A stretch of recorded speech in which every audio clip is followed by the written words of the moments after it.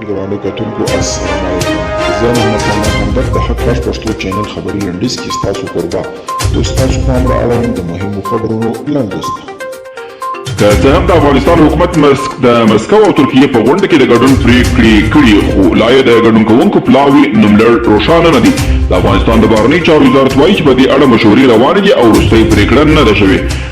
د پاکستان د جمعیت اسلامي ګوند مشر سراج الحق ویلي چې په افغانستان کې د تلپاتې سولې لپاره باید بهرني ځواکونه له دغه هېواده ووځي.